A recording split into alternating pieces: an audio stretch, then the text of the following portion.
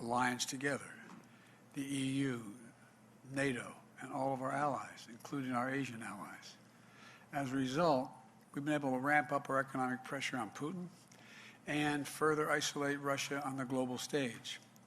This morning, along with the G7 nations in Germany, Canada, France, Italy, Japan, and the United Kingdom, we moved, which I know you wanted to do initially, and Nancy, I drove her crazy, on most favored nation status, as we call it in the United States, permanent normal trade relations, and eliminate them. But folks,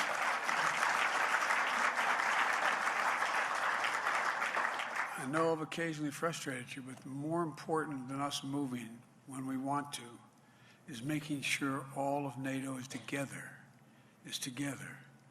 They have different vulnerabilities than we do, just like in the oil embargo. A lot of them could not. The only way took, I think you know, weeks to work out. I said, we're going to block oil, Russian oil and energy.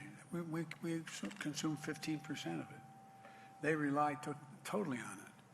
Without Russian oil, they're going to find themselves in a position where they get choked off in a way that far exceeds anything we do.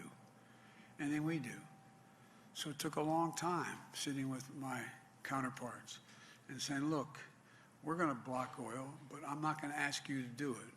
I'm going to say to you, you do what you can. I'm going to explain why it's not rational for you to do the same thing.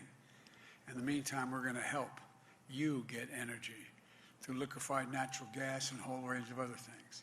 The point is, revoking PNTR for Russia has made it harder for Russia to do business with the United States, but in doing it with unison with our allies that kept together make up half the global economy, half of it. It's a crushing blow to Russia. Along with our partners and allies, we've stepped up pressure on corrupt Russian billionaires. We're increasing coordination among the G7 countries and to target, capture the ill-begotten gains, the yachts. You see some of these yachts 450 feet long. No, I'm serious. Hundreds of millions of dollars in value. They're luxury apartments.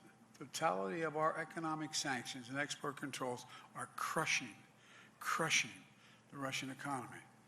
The ruble has lost, I know many of you know this in detail, lost more than half its value. You know what the value of a ruble is versus a dollar? You need 200 rubles to equal $1 today. 200. Moscow Stock Exchange is closed for a simple reason. I get asked, well, why is it closed? Because for the last 2 weeks, because the moment it opens, it will be disbanded. You hear me? It will blow up. Credit rating agencies have downgraded Russia's government to junk status. Junk status. The list of private businesses and international corporations leaving Russia is growing day by day by day. I want to be clear, though. We're going to make sure Ukraine has the weapons to defend themselves from invading Russian force. And we will send money and food aid to save Ukrainian lives. We're going to welcome Ukrainian refugees with open arms if, in fact, they come all the way here. And as we provide this support to Ukraine, we're going to continue to stand together with our allies in Europe and send an unmistakable message that we will defend every inch of NATO territory, every single inch, with a united, galvanized NATO. One movement. That's why I've moved over 12,000 American forces along the borders with Russia, Latvia, Estonia, Lithuania, Romania, etc. Because they move once.